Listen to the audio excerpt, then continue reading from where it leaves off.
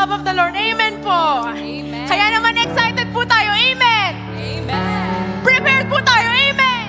Amen. Expectant po tayo. Amen. Amen. Hallelujah.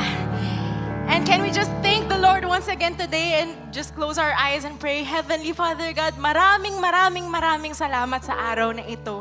Lord, maraming salamat sa panibagong pag-asa muli, panibagong kalakasan muli, Lord God, that we have come here, Lord, at kami ngayon ay nagtitipon-tipon, Lord, upang purihin ang ngalan mo at sambahin ka, O Yahweh.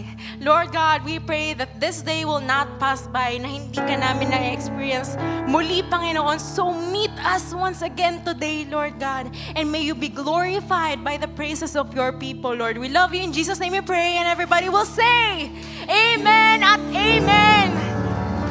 And I pray na ito ang attitude natin for this day and onwards. Umawit ka kay Yahweh buong sanlibutan. Ipahayag araw-araw. Pwede po bang sabihin po ulit natin to? Ipahayag araw-araw. Bigay niyang kaligtasan. Ipahayag sa mga kanyang kaluwalhatian. Sabihin sa mga tao, gawa niyang makapangyarihan.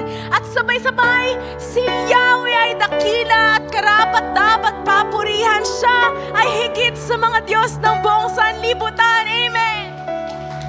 Tunay nga na si Yahweh ay dakila. Kaya naman, church, I pray that we will worship today the Lord who is alive. Amen. The Lord that we serve every day of our lives. Amen po. Amen. Kaya naman tayo ay sumayaw at sumigaw ng sabay-sabay. Ating ipalakpak ang ating mga kamay.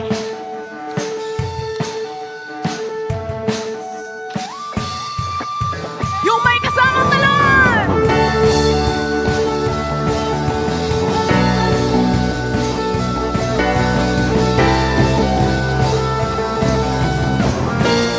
Sabay-sabay nating awitin.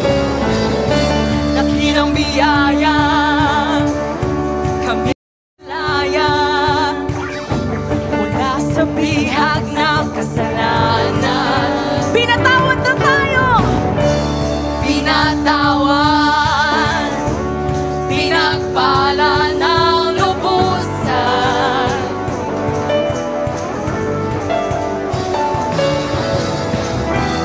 Di mapipigil ang pagsamba sa'yo.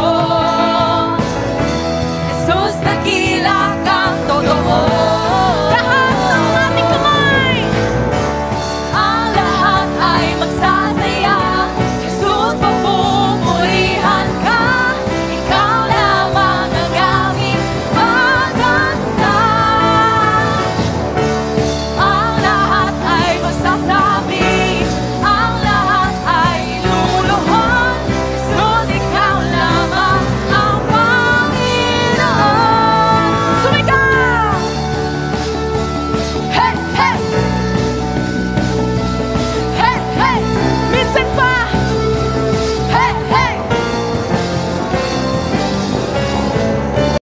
Kilang biyaya, kami pinalaya, mula sa bihag ng kasalanan.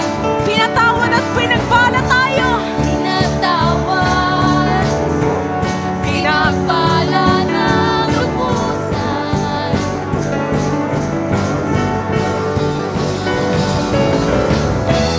Di mapipigil ang pagsamba sa'yo. Jesus, dakila ka, totoo. Tayo nagsumayaw! Ang lahat ay magsasaya. Jesus,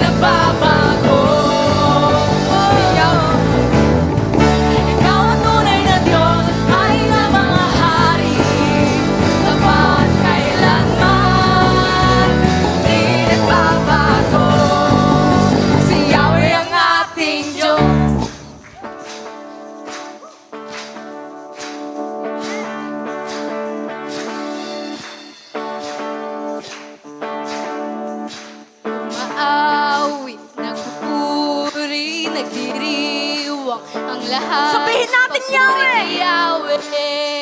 Yahweh, Yahweh, lumalapit sa presensya mo, nagpupugay ang lahat, papuri kay Yahweh. Yahweh, Yahweh, Sa lahat ng oras, O Lord. lahat ng oras, sa bawat araw, pinupuri at sinasamba. Minsan pa, itaas natin ang ating mga kamay. Ang tunay na Diyos, hari ng mga hari, tapat kailanman, di nagbabago. Ikaw ang tunay na Diyos, hari ng mga hari, tapat kailanman, di nagbabago. Si Yahweh ang ating Diyos. Tayo ay umaawit para sa Panginoon. Umaawit, nagpupuri, nagdiriwang ang lahat, papuri kay Yahweh. Sumigaw, Yahweh! Yahweh, Yahweh, lumalapit sa presensya mo, nagpupugay ang lahat, papuri kay Yahweh. Yahweh! Yahweh, Yahweh, sa lahat ng oras, sa bawat araw, pinupuri at sinasamba. Sabay-sabay! Ikaw ang tunay na Diyos, hari ng mga hari, tapat kailanman, hindi nagbabago. Ikaw ang tunay na Diyos, hari ng mga hari, tapat kailanman, hindi nagbabago. Si Yahweh ang ating Diyos.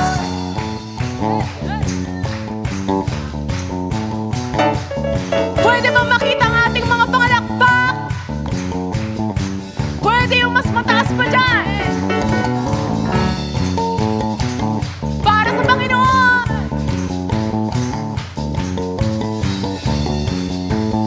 Lahat tayo ay awa-awit.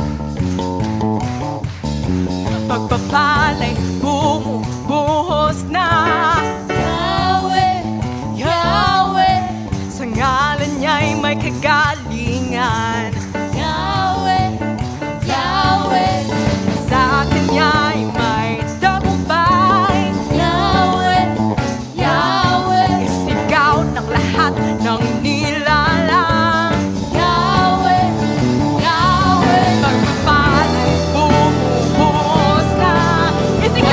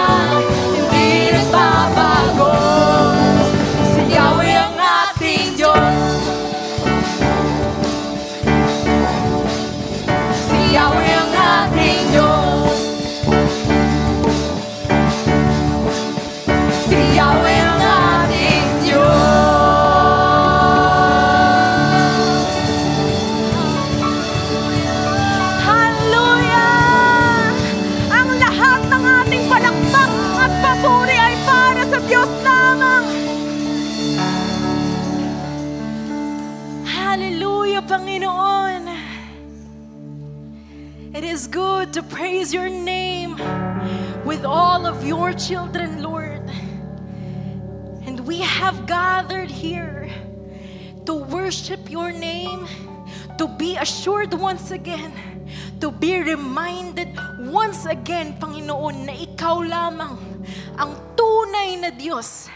At sa ngalan mo, mayroong tagumpay, kapayapaan, kagalingan, at lahat-lahat pa. Sa pangalan mo kami makakakuha ng pag-asa at kapahingahan. Kaya Panginoon,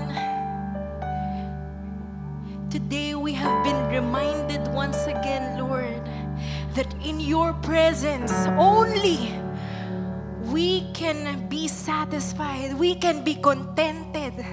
Only in your presence namin mararamdaman ang lahat-lahat. Kaya Panginoon, we are in awe of your beauty and of your greatness and of your majesty. We are in awe of who you are, how passionate and compassionate you are, how perfect you are in our lives. Kaya patuloy ang aming pag-awit sa kahit anumang sitwasyon, patuloy kaming aawit na kami ay namamangha sa inyong pagkilos. Kami ay namamangha sa inyong mga kamay. Kami ay namamangha sa inyong mga salita. Kami ay namamangha sa inyong mga pangako. At patuloy kaming mamamangha sa ikikilos mo pa sa buhay namin, because we are assured that you are able and you will do what you want to do in our lives, God. Kaya naman patuloy kaming umaawit. And we will never be stumbled by what life will bring us, Lord. Because from the very start, we have the promise, Lord, that whatever comes our way, we will be victorious through Christ, our Lord Jesus. Lord, through you, we are more than conquerors and we are more than victorious, God. At aawit kami araw-araw ng aming kagalakan sa inyo.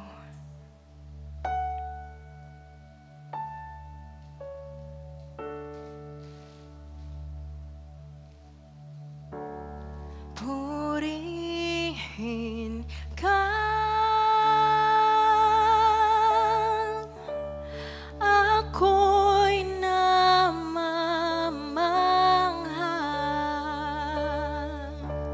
Purihin ka, sa'yo'y namamangha. Purihin ka,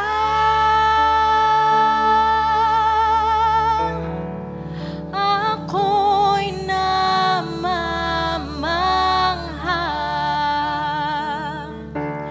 Purihin ka,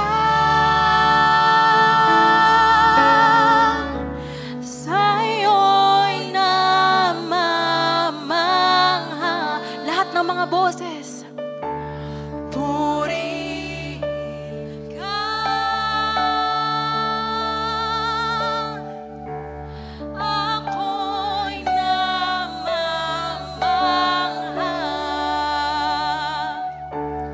Purihin ka, sa'yo'y namamangha.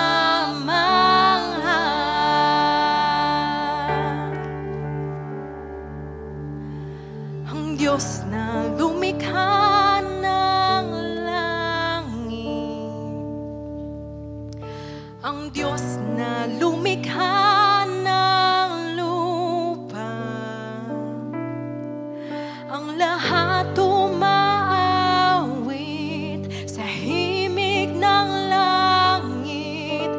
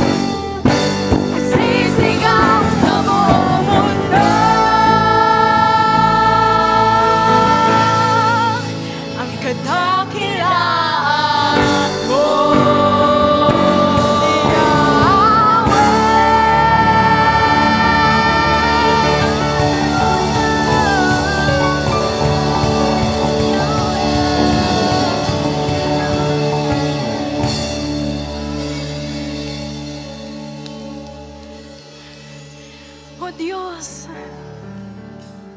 Ika'y walang katulad. Ika'y walang kapantay.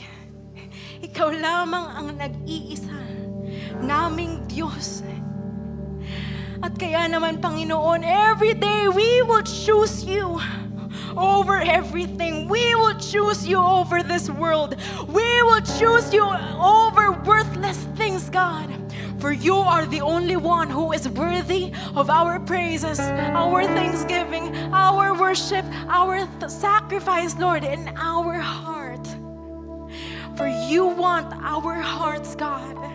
May it be broken, Lord.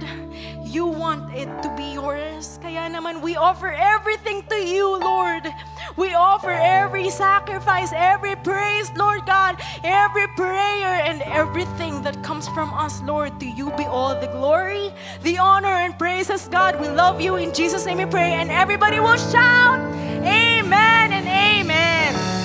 God bless everyone, and you may now be seated.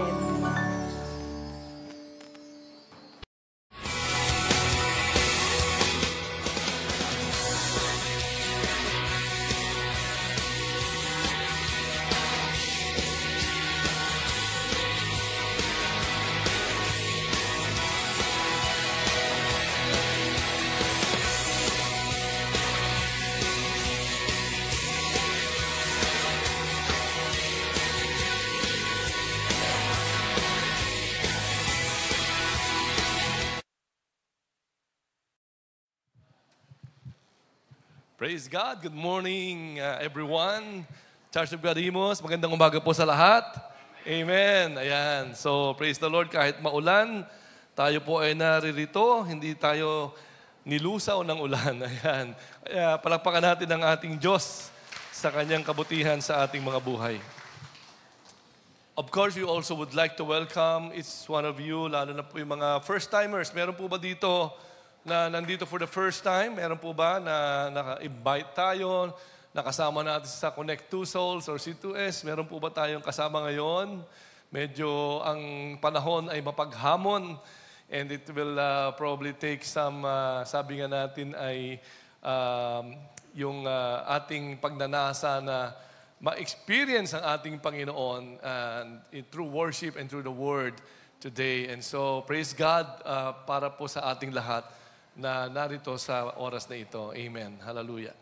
So, at mamaya po, ang mga first-timers, kung meron man, I would like to meet you and pray for you mamaya sa ating pong end of the service. At gayon din po, follow up natin ang ating mga C2S, ang Connect Two Souls. At gusto ko pong i-encourage ang bawat isa, tuloy-tuloy po tayo, na ating pong alagaan ang ating pong mga kaluluwa na ipinagtitiwala sa atin ng Panginoon by leading them through this very simple way of ministering to them sa ating pong C2S. At yun na nga po, nag-aahanda na po tayo ng anibersaryo. Ayan, October 27. Pero the whole month of October will be a celebration. Ayan, may mga events po tayo. I think meron tayong mga medical mission and meron po tayong kainan ba? At I don't know the other activities, probably may mga ilang sports events. So, moving on sa ating series. Ayan, kasi po tayo po ay nagpapatlang and we have these intervals to also have our mga newbies, ayan, na mga pastors or preachers. Salamat for all the support you're giving to our preachers. Palakpakan naman natin ang Panginoon. Nadagdagan na po sila ng isa pa, and so we are in the process of training them and studying the Word and how we really get the message from God and how we should be delivering the message, the faithfulness of delivering it faithfully, not deviating from the Word and from the message of our God.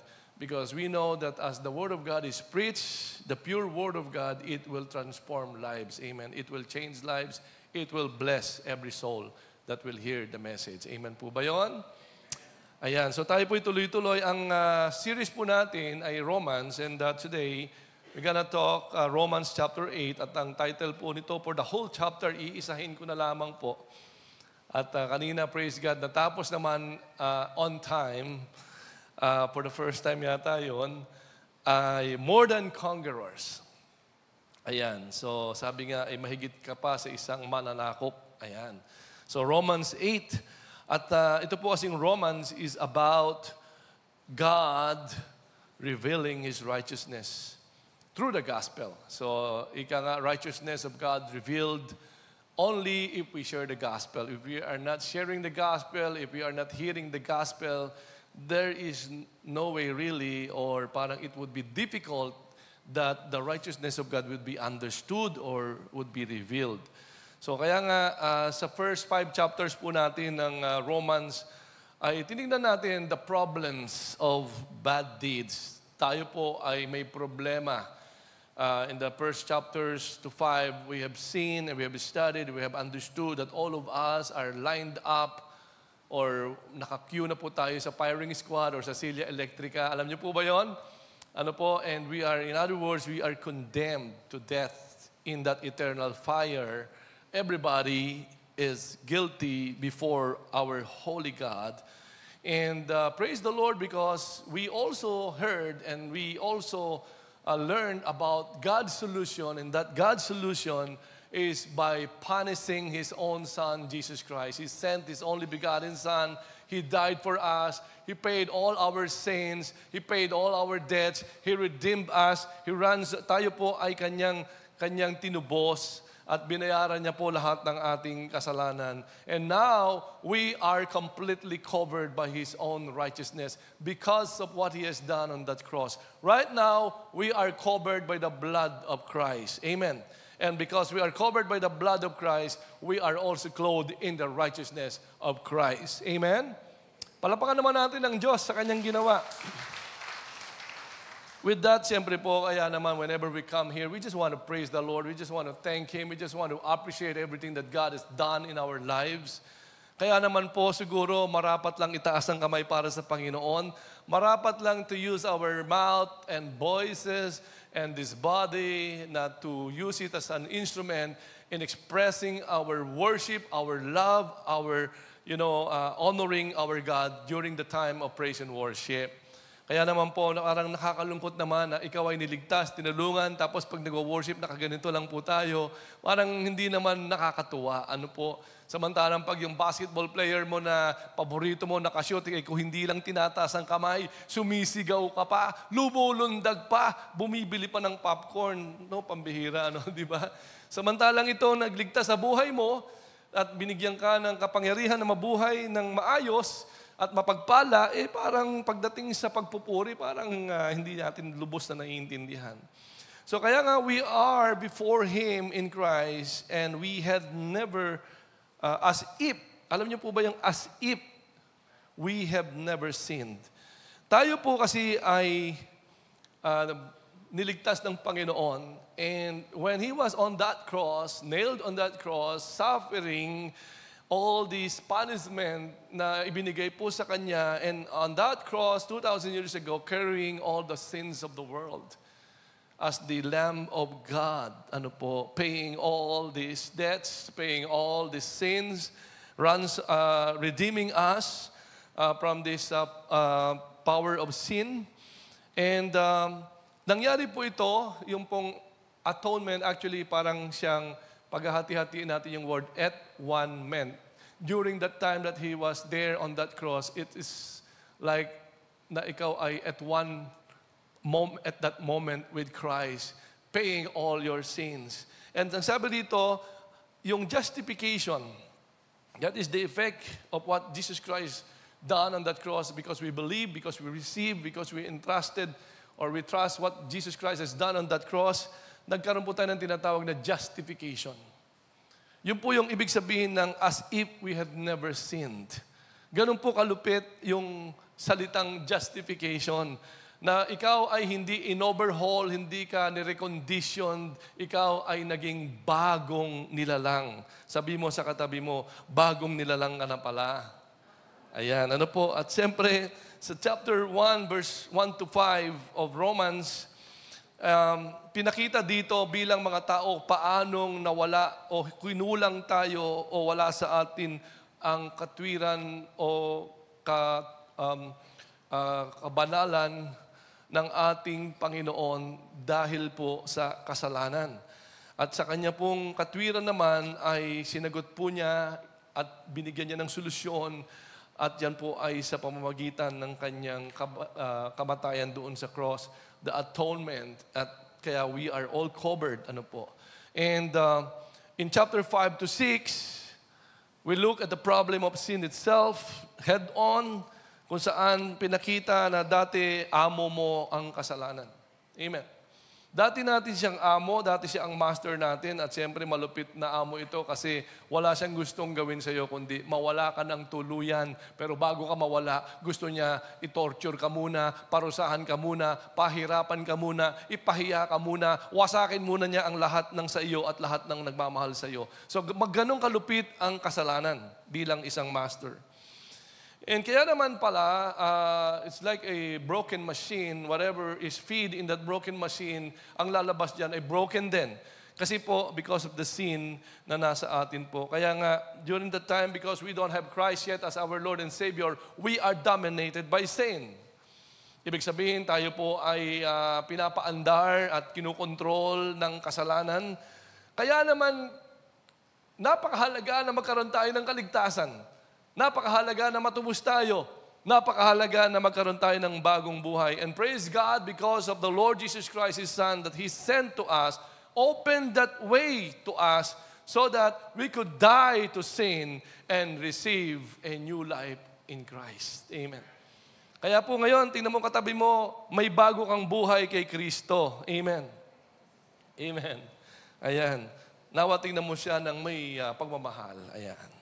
Pagdalaga po yan ay kay Kristo. Ayan, pagmamahal kay Kristo. Ano po? Okay, Romans 5 and 6 deal with our sinful nature. Ano po ba ito? Kasi nga po, yung solusyon, ang matuwid na solusyon ng ating Panginoon ay yung pong tayo ay ma-identified in the death of Christ. Therefore now, as Christ rose from the dead, we also have risen and now have this new life as well, bagamat wala pa po tayo sa glorified na katulad ng katawan ni Kristo. So tayo po ay nasolusyonan na po.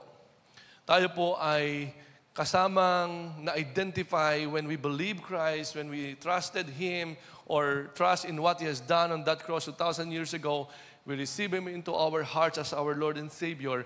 In-identify na natin ang sarili natin. At ito po ay nangyari in the spiritual realm as well because of your faith, that you also died in your sin. Amen. And when Jesus Christ rose again from the dead, you also identified with Christ na nabuhay ka maguli, and right now, you have this new life of Christ residing sa ating pong mga buhay. Amen po ba yun? Naniniwala ka ba doon? Tingnan mo ang katabi mo kung nararamdaman mo ba ang bagong buhay ni Kristo sa kanyang buhay. Amen? Well, that is really, really very nice. Ano po?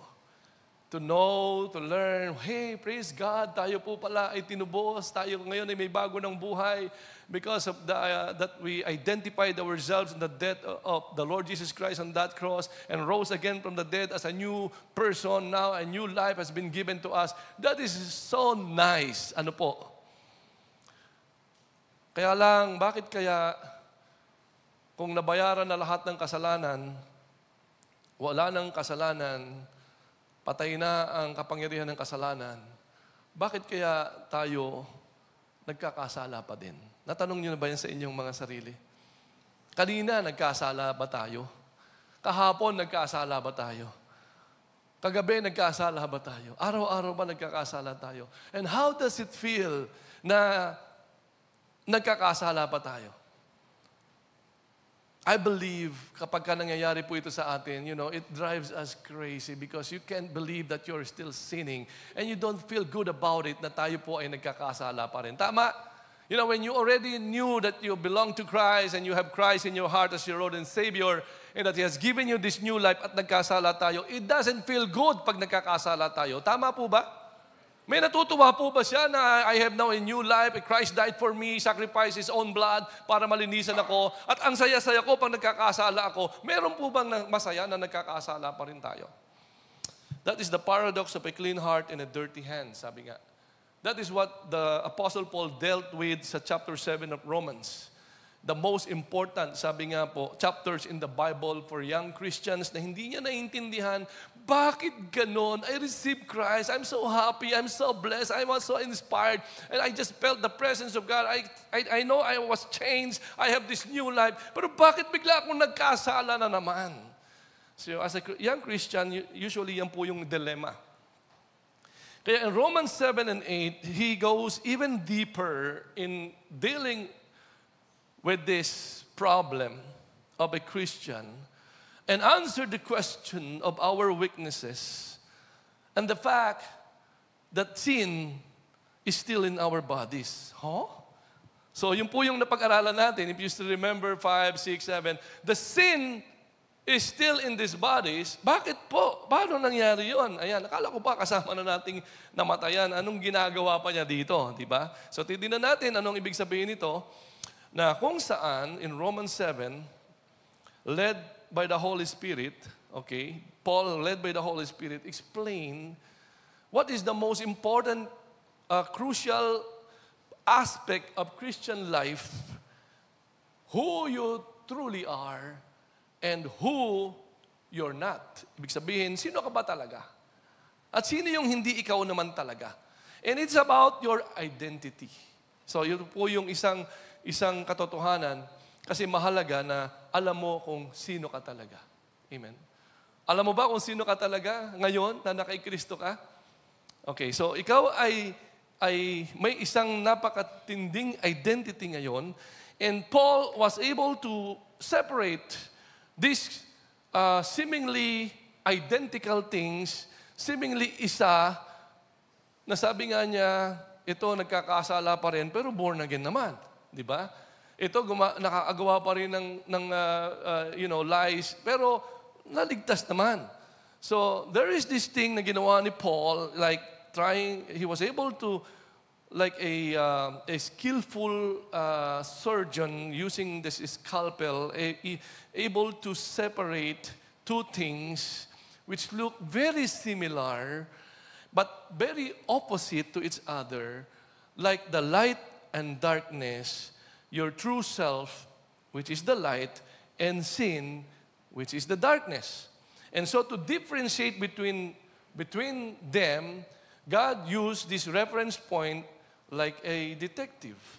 Ano po yung ginamit ng Diyos para luminaw at makita natin kung ano po ang distinction or difference. So diyan na po pumasok yung pinaliwanag ni Paul about the law, and that is the role of the law. The role of the law is to help us see what sin is. So the law is like a line. Pag may ginawa kang hindi maayos, we cross the line. Pagka may nag-commit ka ng sin, we transgress the line. Ang problema ng mga tao, pag may linya, gustong i-cross. Tama? Pag wala namang linya, of course, hindi ka naman magkocross. Pero bakit pag nilagyan ng linya, magkocross, di ba? Pag nilagyan ng rules, i-break yung rules. May rules eh. So parang ito yung problema at yung kasalanan, gagamitin niya itong katawan na ito. So yung binanggit na sa ating pag-aaral about sins, which is transgressing the line or crossing the line, is plural. Na kung saan, yun po yung araw-araw nagkakasala tayo. Sabi naman po ni John, sino ba ang hindi nagkakasala? Pag sinabi mong hindi ka na nagkakasala, sabi ni John, di ba, sinungaling ka. Ano po? So lahat po tayo nagkakasala. Kaya naman 1 John 1:9, pwede kang humingi ng tawad. Tapat ang Diyos, patatawarin ka at lilinisin ka sa lahat ng iyong karumihan. So yun naman ang pangako niya. Kaya pala may ganon. To align ourselves in the will, in the heart, in the word of our God. And according kung sino ba tayo talaga, ina-align po tayo 1 John 1:9. So, yung isa naman na sin ay walang S, sin lang siya. That was yung sin na nag-dominate sa atin, nakapirme sa atin nung wala pa tayo kay Kristo. At pagka po sinabing sin in us when Christ is not yet our Lord and Savior, and that is really evil. Yun po ang ibig sabihin nun. Ibig sabihin,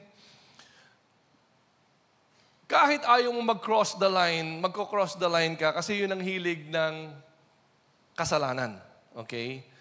Yung pag-break ng law, because there is a rule, okay, na kung saan, ayaw natin mag-submit. May rule, may law, may policy, ayaw ko mag-submit. And natural lang yun because of that resident sin sa dating pagkatao natin nung wala pa tayo kay Kristo. And hindi lang po ito problema sa adult, di ba? Yung mga bata, wag mong kakainin yung cake. Hintayin mo yung mga kaiswela mo, kaibigan mo, para sabay-sabay kayong kakain, ibublow mo pa yung cake. Guess what happened? Nakain ng cake. At masaya pa siya. Ang sarap, mami, ng cake, di ba?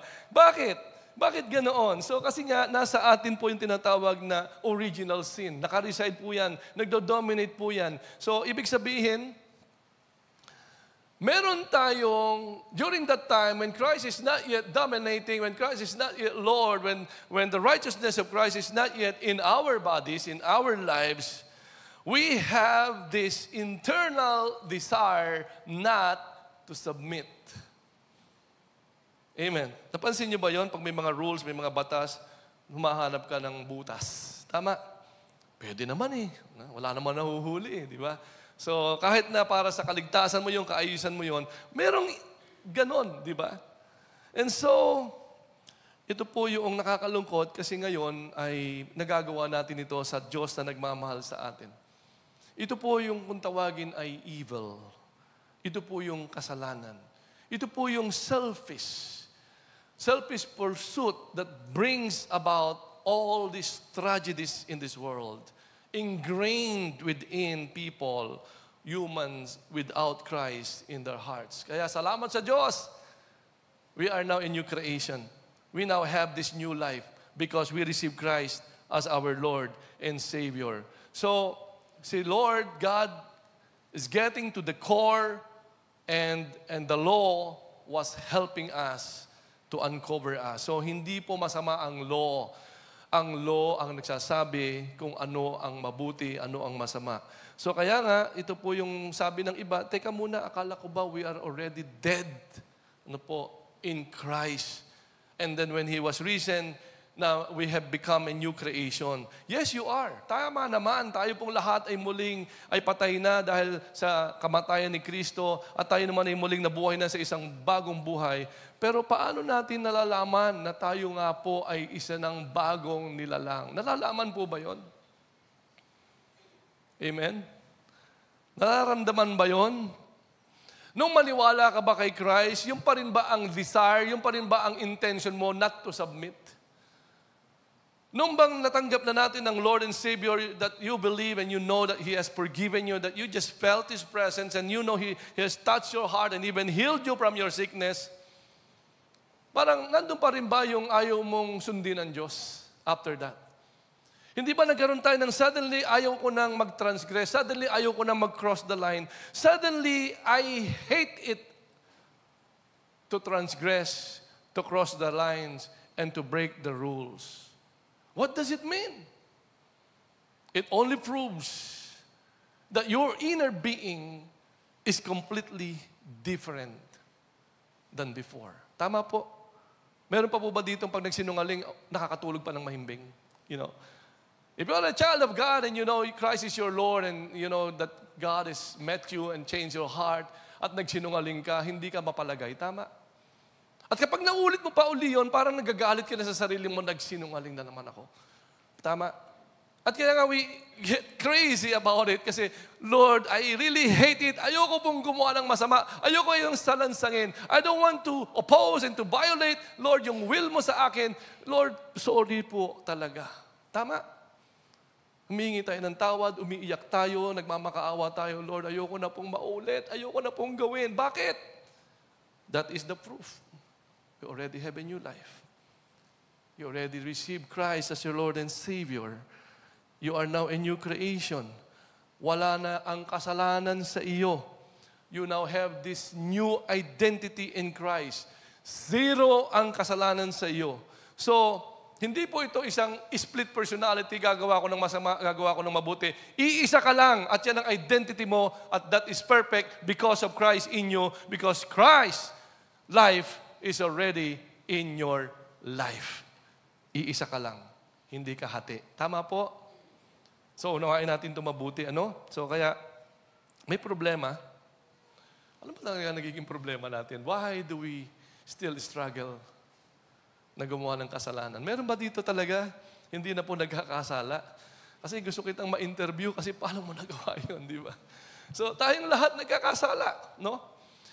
At ang tinukoy dito ni Paul, actually, alam na alam natin ito, na pag-aralan natin ito, is your physical body. While your inner being is completely new, yet your body is not yet renewed.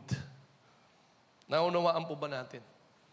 And so, kaya nga parang itong isang physical disease, na nakaka-impluwensya sa iyo at sa iyong gagawin sa katawang ito. At kapag nakita natin ang ating sarili na nagkakasala, of course, we think of ourselves wrongly na ikaw ay makasalanan. So doon tayo nagkakaroon ng split na pagkaintindi ng tungkol sa pagiging bagong nilalang natin kay Kristo. Pero sinabi ni Paul, it is not you. It is not you. Because if it is you, you will love doing all these sins again and again. Tama? But because it is not you any longer, you hate it. Tama? Sinusumpa mo yun. Pinapangako mo yun. Iniiyak mo yun sa Lord. Ayoko na po nito. Tama? Amen po ba? And so, yun yung patunay na ikaw talaga ay may bago ng identity. May bago ka ng pagkatao. So kaya sinasabi ni Paul, when sin, it's not me anymore, but the sin that lives in me. Sabi ni Paul, di ba sa 7:17, I am perfect, but I have sin in my body. I am responsible if I let sin take control of my bodily action, but when I sin, it is not truly me, but the sin in me. So para po maintindihan lang natin na hindi po ito pagkukompromiso, kundi pagpapatunay lamang ito na hindi ka na masayang mabuhay pa sa kasalanan. Iyan ang katotohanan na muli ka nang binuhay ng Panginoon sa isang bagong buhay. So kaya nga, the point here is that there is new you, okay, your new identity, and the sin is in you, and they compete for control of your actions, your body. Itong katawan na to, nakikipaghahatakan si kasalanan at ang espiritu sa kasalanan sa katawan mo. Kung sino ba ang gagamit ng katawan na to? Si kasalanan ba o si espiritu? Sino po bang nananalo sa inyong buhay? Ang espiritu o ang kasalanan? Sino po? Ayan. Kaya sabi po ni Paul sa Romans 7, so binalikan lang natin yung serye ng pag-aaral natin para makakatch up po tayong lahat on the same page po tayo pag nag-start tayo ng Romans 8. Sabi niya sa Romans 7:24, what a wretched man I am. Who will rescue me from this body of death? Thanks be to God through Jesus Christ our Lord. Salamat sa Panginoon, itong katawan na ito ay mapagtatagumpayan ko na hindi na mananaig pa ang kasalanan na gamitin ng katawan ko. Ang mananaig na rito ay ang Espiritu ng Diyos because of the Lord Jesus Christ. Amen. Palapakan naman natin ang Panginoon. Mamaya unawain pa natin ito mabuti, bakit nangyari yon? Paano ba nangyari yon? Totoo ba talaga ito? And then, sinabi ito lahat sa Romans 8. Kaya nga, sinabi rito na wala na pong condemnation. Sabi po rito, sa Romans 8, na kung saan ang buong Romans of 8 ay tungkol sa life through the Spirit. At ang unang bungad po sa verse na ito ay, therefore, there is now no condemnation for those who are in Christ Jesus. Hello?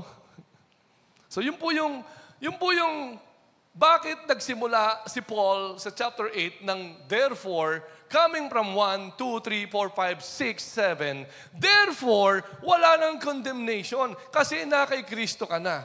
Uunawain nating mabuti ito. Sabi niya sa verse 2, because through Christ Jesus, the law of the Spirit who gives life has set you free from the law of sin and death. Itong espiritu na ito na ibinigay sa atin ay nagbigay sa atin ng buhay para ngayon ay maging malaya ka na dito sa sumpa ng kautusan. Yan po ang binabanggit dito na kung saan nagdadala sa iyo ng paghihiwalay sa Diyos. And sa verse 3, for what the law was powerless to do because it was weakened by the flesh. Ito po yun. Katawan na to, pinapawisan na. Parang humina yata yung ating aircon. Ayan. So, di ba, parang konting na, nakaka-distract na ng konti. But nakakatiis pa kasi hindi pa naman ganun siya kainit. But, naintindihan po ba natin yung katawan? Ayan. And so, for what the law was powerless to do, napaliwanag ko na ito last time, hindi aalis ang sign ng maximum na speed limit ay 100 lang at tumakbo ka ng 120, hindi aalis yan dyan para ikaw ay harangin.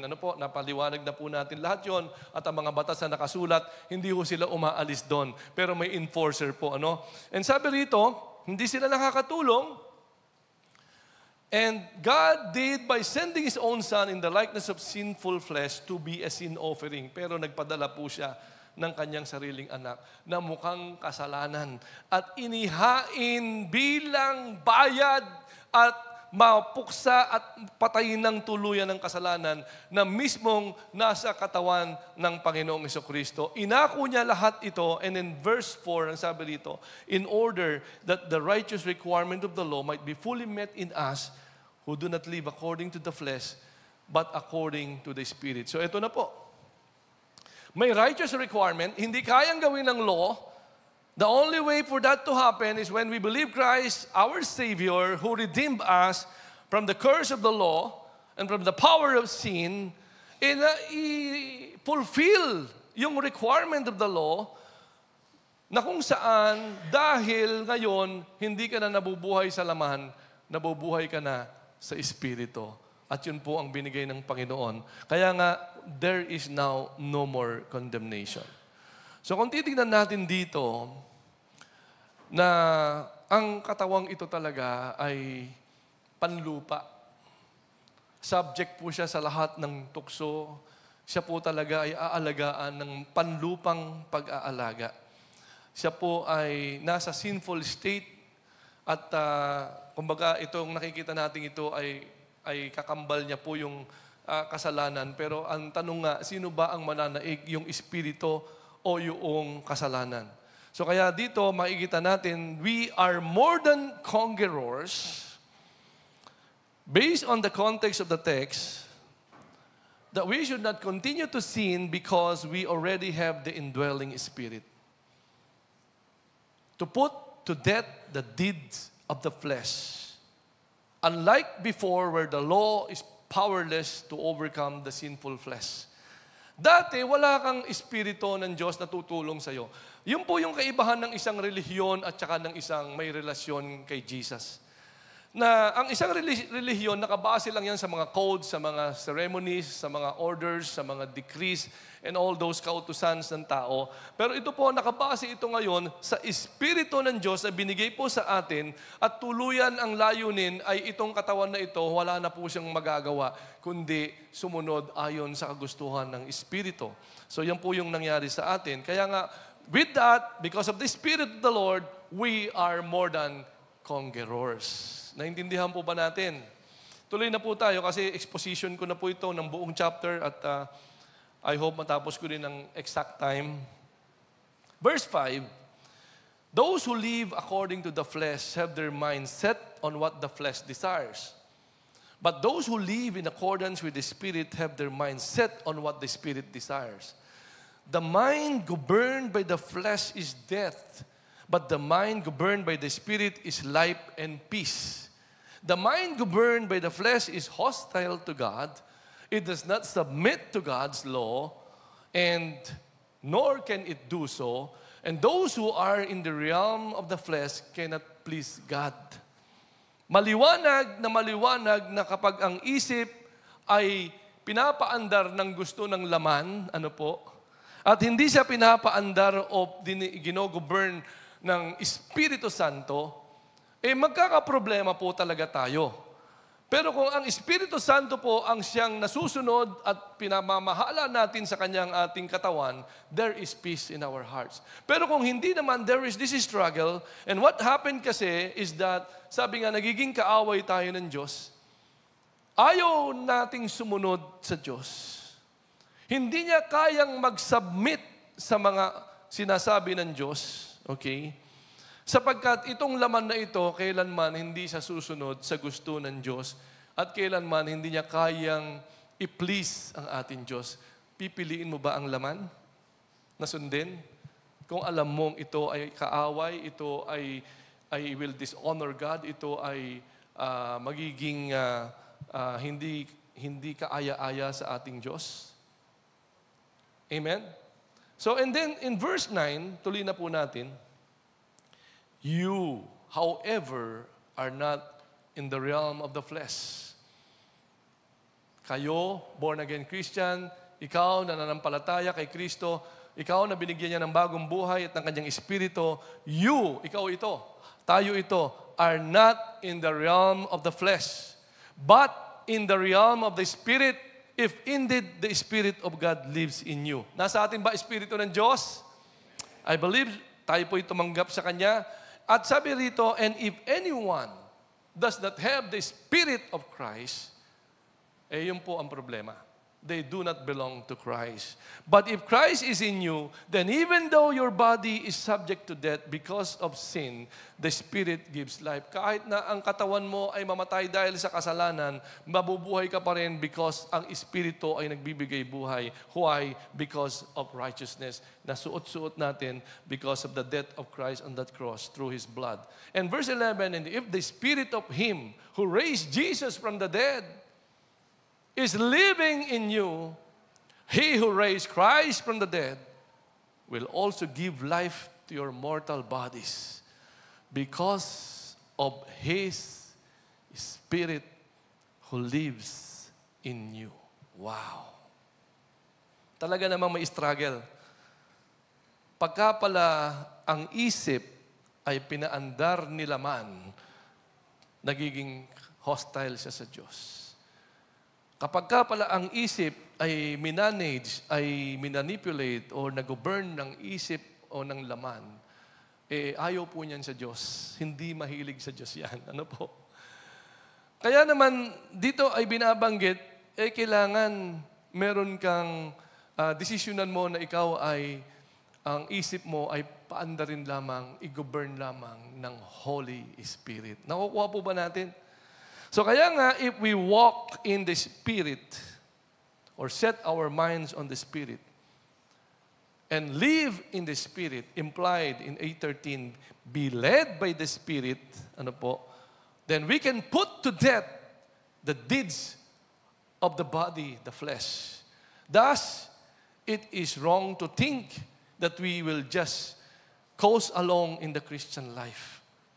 Dito, dahil kaya mo palang, pwede palang lumakad tayo sa Espiritu sa pamamagitan ng setting our minds sa gusto ng Espiritu, na mabubuhay tayo sa Espiritu at pangunahan tayo ng Espiritu, then mapapatay na po pala natin completely na hindi na masusunod ang gusto ng laman. Ang masusunod na lang ay ang gusto ng Diyos. At dahil dito daw, pwede nating masabing, hindi ka lang inaanod-anod ng mundong ito at ng laman na ito at dadalhin ka kung saan man niya gusto. Hindi po ganoon. Amen? Sapagkat pinipili natin na tayo ay sa Espiritu Santo lamang magpapakontrol at magpapamanage o magpapagovern. Kaya nga, we are no longer slaves of the flesh. Kasi kaya mo na magdesisyon. Sino ba ang magmamanage? Sino ba ang mag-govern ng flesh? Ano po? So hindi ka na niya alipin. Dati hindi ka kayang mag-decide ng ganon. Wala ka magagawa. Alipin ka talaga at wawasakin ka niya. But this time, because of the redemption, because of the salvation, because of justification, ngayon, we are no longer slaves of the flesh. But there will always be a struggle with the flesh until the complete redemption of our bodies. Hello? Nag-i-struggle ka ba sa kasalanan? Well, hanggat may katawan ka, may struggle yan. Ngayon, okay ka, bukas baka hindi. Ngayon, nakaya mong talunin, pero bukas baka mahina ka. Iba-ibang strategy ng kaaway, tama? Alam niya kung saan ka mahina, doon ka niya dadalhin. Kaya dapat marunong ka rin. Ano po? Pero ang sabi rito, hindi ka na niya alipin. Hindi ka niya kayang dalhin kung saan-saan. Pero nandyan pa rin kasi ang katawan na i-struggle pa rin. Pero ngayon, alam mo na, hindi ka na niya alipin. Hihintayin natin yung complete redemption kasi may araw ng redemption na kung saan itong katawan na ito ay muling ibabalik sa original state, a glorified body. Nabasa niyo ba yan sa 1 Corinthians 15? Yung glorified ipin, glorified buhok, glorified mata, glorified kamay, paa, buo ka, walang sakit, nagniningning, ang ganda-ganda, panglangit forever and ever. Amen. Pero kung hindi mo ginawang Panginoon si Jesus at hindi mo inalawang Holy Spirit to burn your life at instead hinayaan mo ang flesh, hindi tarang wala yung pananampalataya mo talaga, then palagay ko hindi ka magkakaroon ng bagong katawan. Magkakaroon ka ng nagbabagang katawan. Hindi lang nagbabaga. Umuusok pa sa asupre at doon po ay mangyayari sa apoy, dagat-dagatang apoy, hindi lang dagat-dagatan, dagat na apoy talaga forever and ever. Malungkot. Ayan. Kaya nga sa verse 12, sabi rito, therefore, brothers and sisters, we have an obligation. But it is not to the flesh to live according to it. For if you live according to the flesh, you will die. But if by the Spirit you will put to death the misdeeds of the body, then you will live. Amen? May obligasyon tayo. Hindi inalis ng Diyos sa atin ang obligasyon na ito. Okay?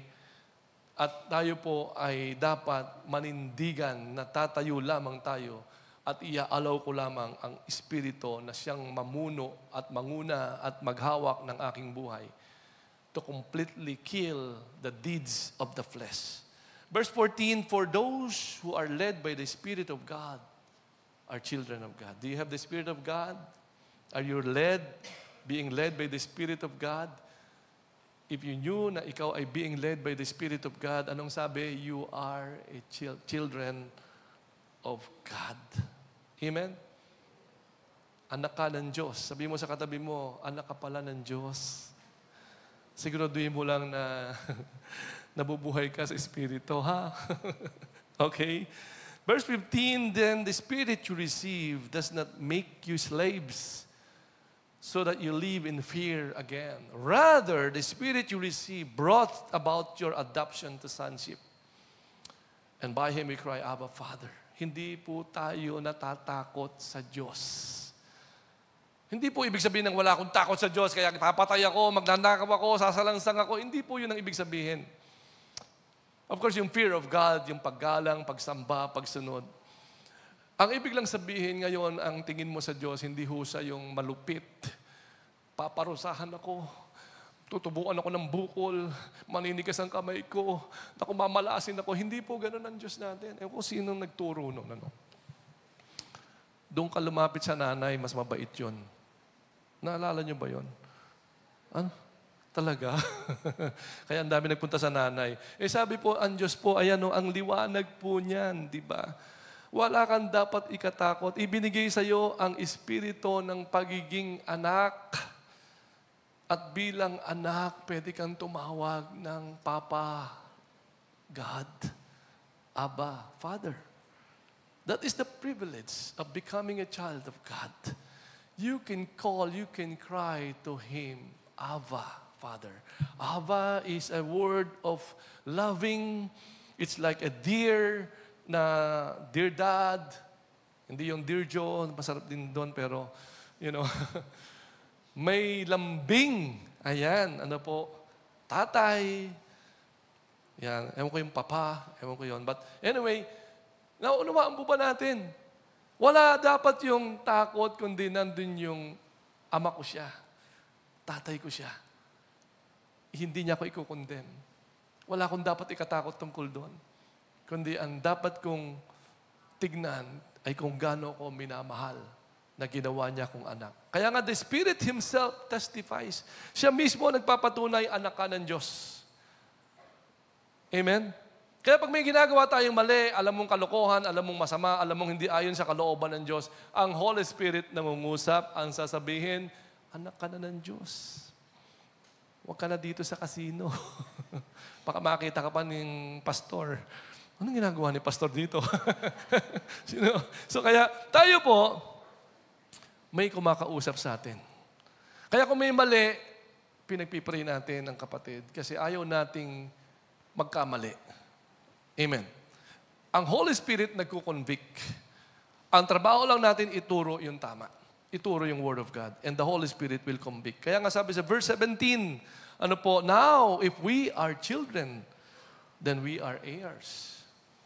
Heirs of God, co-heirs with Christ, if indeed we share in His sufferings, in order that we may also share in His glory. Yung suffering kasi yung struggle sa flesh, yun po yun eh.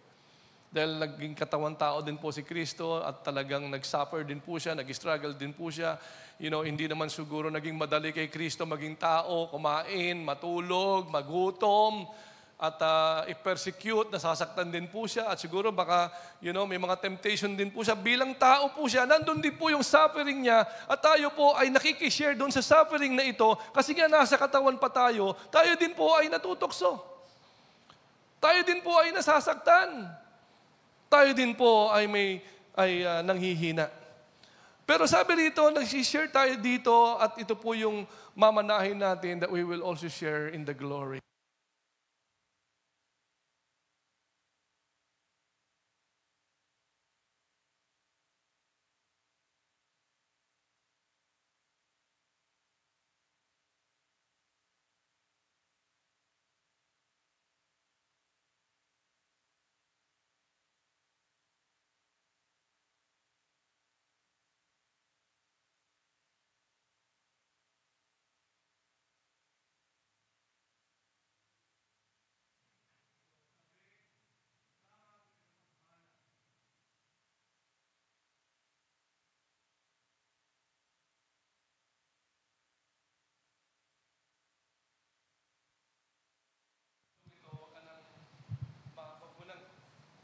Thank you, brother.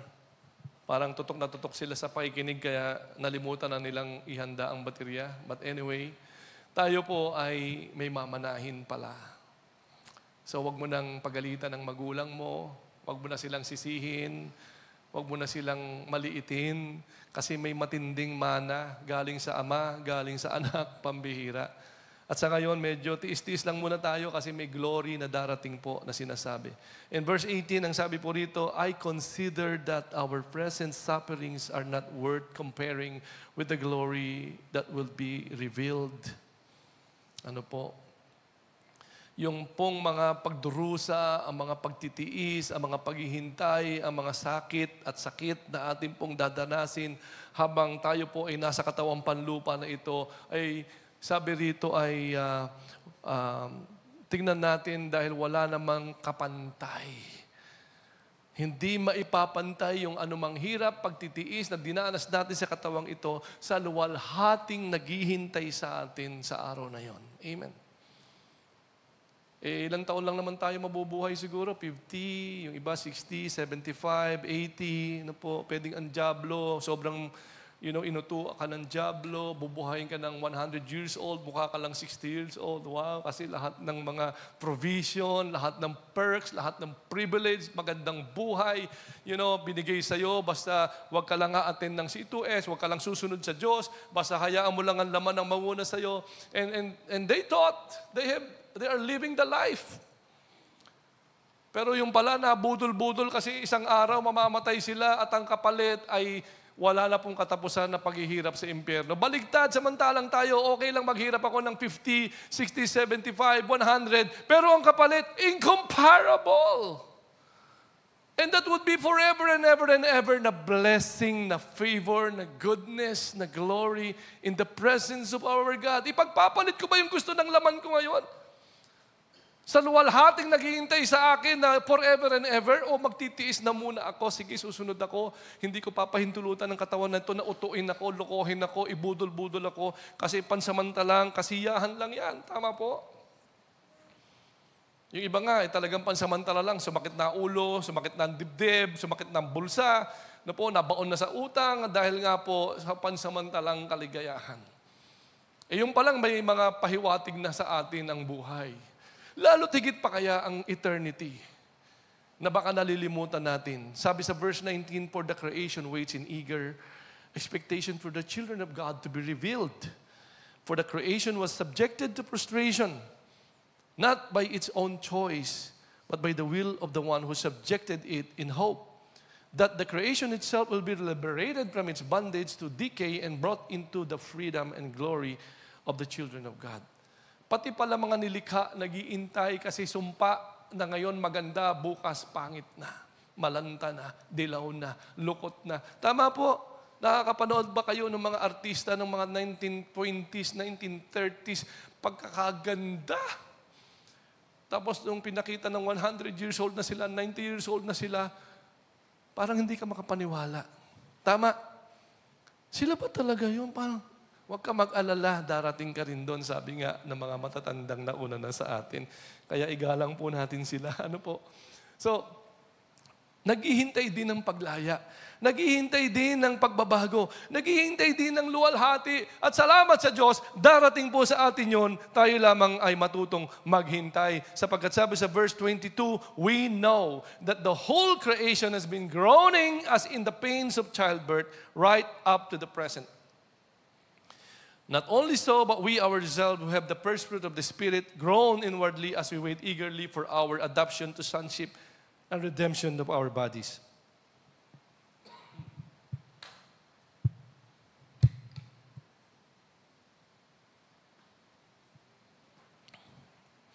For in this hope we were saved.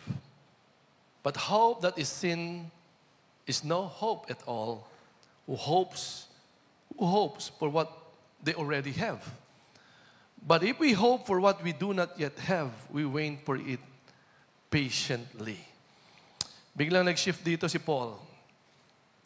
Pinakikita niya yung bakit ka kailangan magtiis. Na okay lang kung may suffering. Kailangan mo mag-endure. Sinasabi ni Paul, temporary lang lahat ito.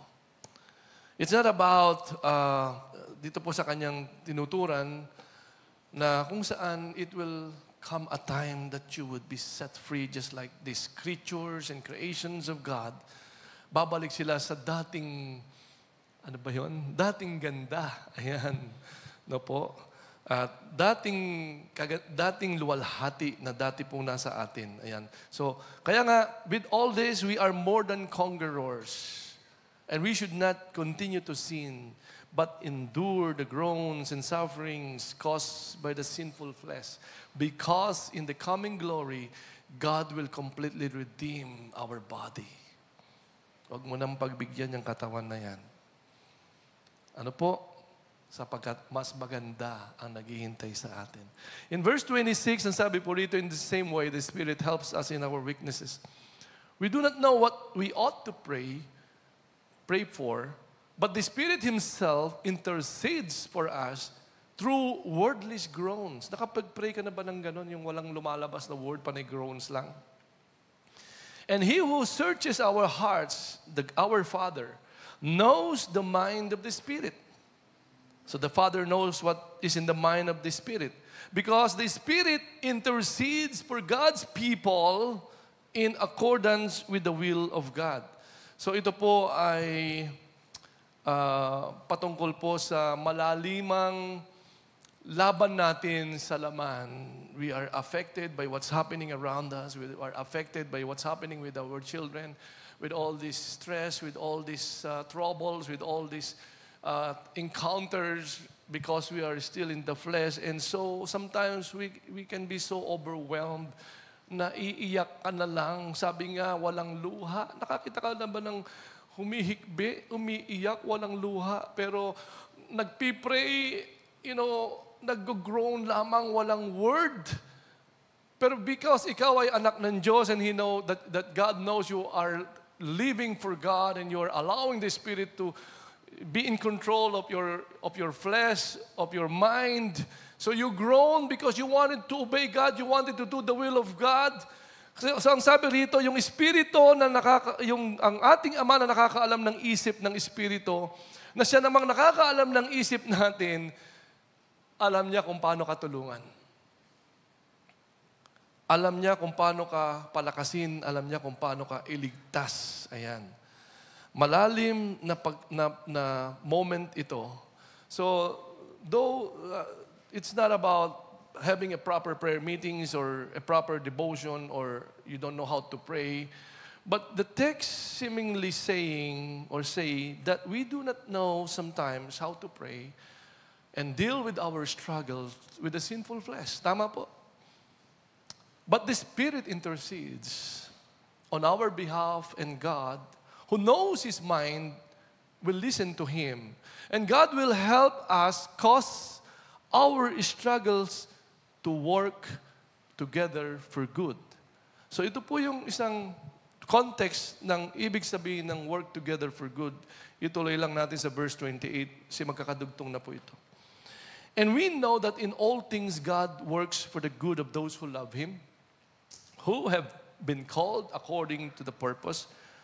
For those God foreknew, He also predestined to be conformed to the image of His Son, that He might be the firstborn among many brothers and sisters. And those He predestined, He also called, and those He called, He also justified, and those He justified, He also glorified. Ano po ba yung good na sinasabi rito? Na all things work together, will work together for good. So definitely God knows what is good. Amen. And sabi kanina sa binasa natin, He knows our mind. The Spirit knows what is going on in our mind. And the Spirit intercedes. So tingnan natin ito mabuti. No? The Spirit intercedes because this flesh is dragging you to unbelief. This flesh is dragging you to compromise. This flesh is dragging you to weakness and to doubt the Word of God. And so you don't want to do that because you are a child of God and you believe in God and you are holding on to the promises of God. So you groan wordless prayers. And the Spirit knows what is going on. The Spirit knows what is going on in your life, in your heart, in your mind. You can't express it in prayers. You don't know how to pray about it. The Spirit of God intercedes. And then, kaya nga, dito po, we are more than conquerors because, or we should not continue to sin because we are more than conquerors, even in the midst of these sufferings, because the Spirit, the Holy Spirit, helps our weaknesses and intercedes on our behalf to conform to the image of the Son. That is what the good, that all things will work together for good. We are being conformed in the image of His Son.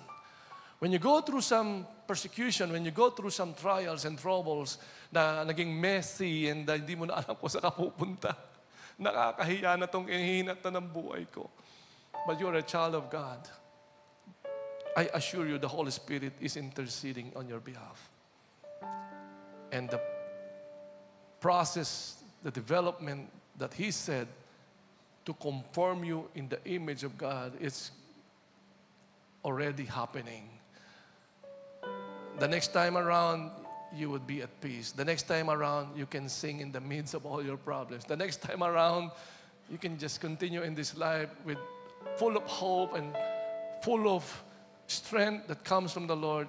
You become a better person. Kaya, when things happen, unbelievable, hindi ka tanggap-tanggap, hindi ko to deserve, Panginoon. Pero the Spirit helps you. He knows what you feel. But He will use that. Ano man ang ginagawa ng diablo para sirain ka, babalik na rin ng Diyos yun. Gagawin ka niya, sabi rito, to be able to conform to the image of Christ.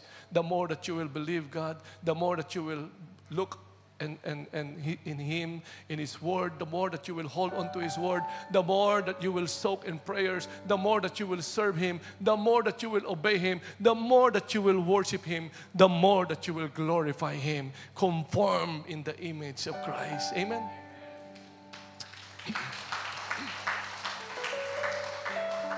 And sabi po rito, sa ating pong next po, conclusion na po, ano? Ayan. Nag-conclusion na po tayo. Kasi ginamit ko na po yung ating verse para sa ating conclusion. Ayan. And dito po, sa next verse po natin, sa verse 31, what then shall we say? In response to these things, if God is for us, who can be against us? He who did not spare His own Son, but gave Him up for us all, how will He not also, along with Him, graciously give us all things? Who will bring any charge against those whom God has chosen? It is God who justifies. Who then is the one who condemns? No one. No one. Christ Jesus, who died, more than that, who was raised to life, is at the right hand of God.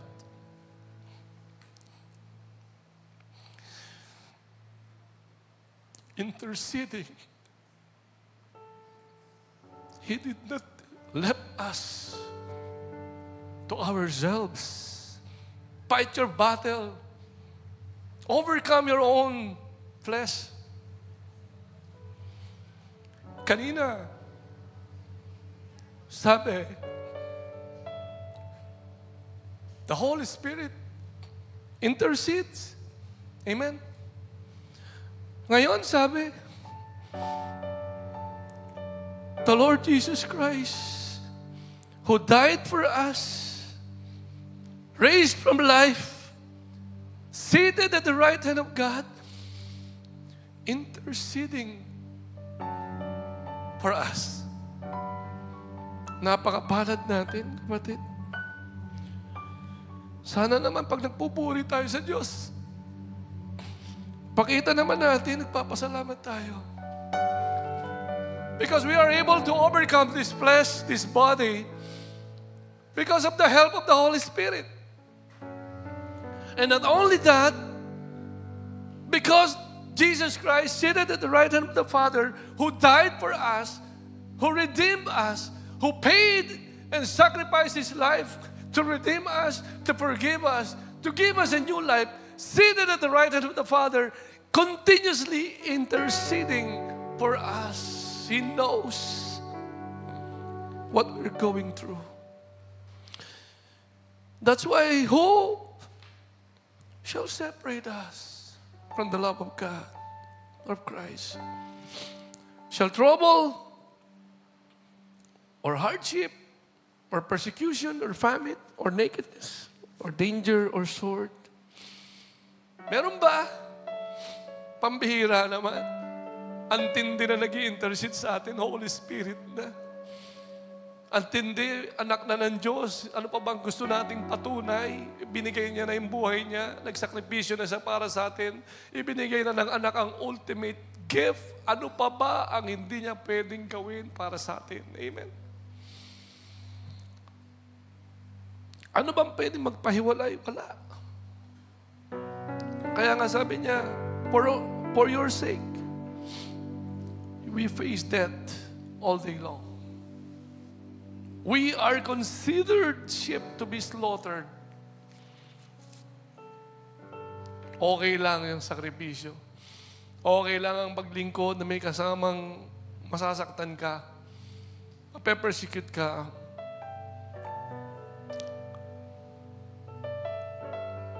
Condemned as a sheep to be slaughtered. Pero ang sabi nga sa verse 37, no. In all these things, we are more than conquerors through Him who loved us. For I am convinced that neither death, nor life, neither angels, nor demons, neither the present, nor the future, nor any powers, neither height, nor depth, nor anything else in all creation will be able to separate us from the love of God that is in Christ Jesus our Lord. Amen.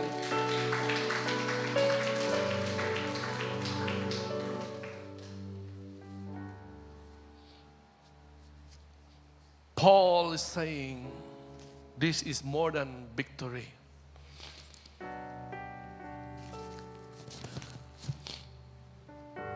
This is more than victory because nothing will separate us from the love of God. This is more than victory because the love of God is the one holding us. And so we are more than conquerors, and finally, we should not continue to sin because in all these things we are overwhelmingly conqueror, including our struggles with the sinful flesh through Him who loved us. Amen. Ang pakiusap lang ni Paul, live, walk, and be led by the Holy Spirit. For that to happen, let go of your own desires, your own goals and plans and sins, of course, and let God take control of your life.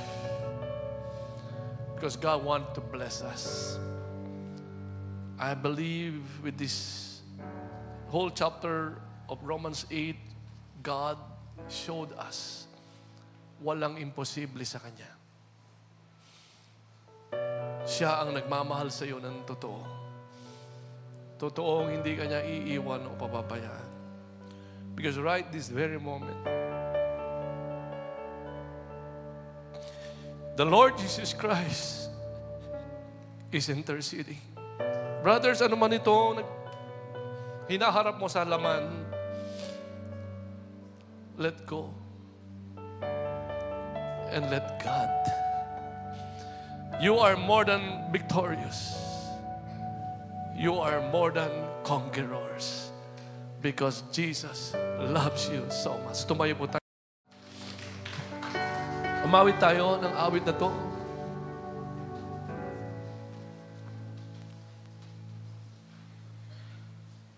You take what the enemy meant for evil and you turn it for good.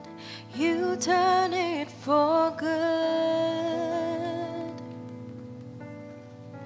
You take what the enemy meant for evil and you turn it for good. You turn it for good. You take what the enemy meant for evil and you turn it for good. You turn it for good. You take what the enemy meant for evil and you turn it for good. You turn it for good.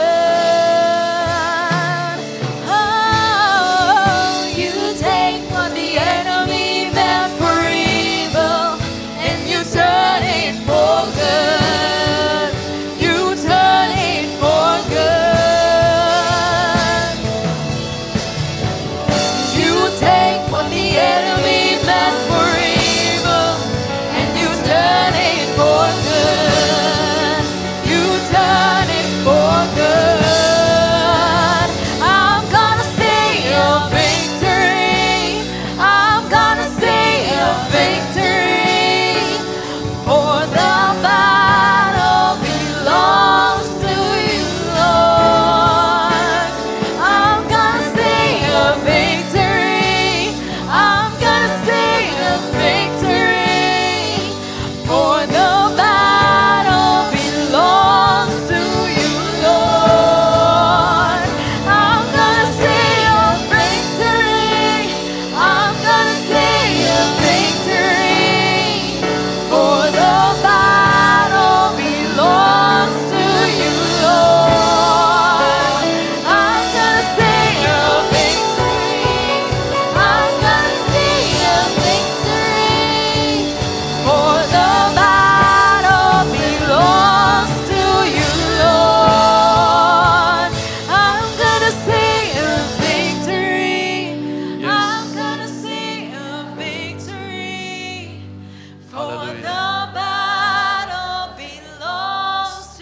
Yes, we're gonna see victory I'm gonna see a victory. because we are more than I'm conquerors. gonna see a victory. I want to pray for you. For the battle And those of you who need prayers right now, will you please come forward.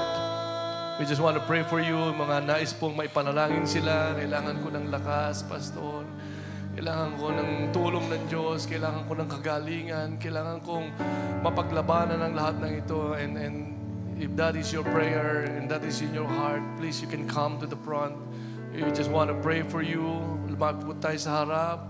At tayo po'y mananalangin sama-sama para atin pong maangkin ang atin pong privilege, the Spirit of God in our hearts, in our lives, in our family, in our ministry, in our business, overcoming all the desires of the flesh, being able to endure and being able to live for God and to serve God and being able to obey His commands.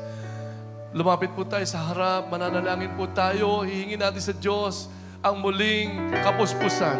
Hihingi natin sa Diyos ang kagalingan. Hihingi natin sa Diyos ang kanyang intervention.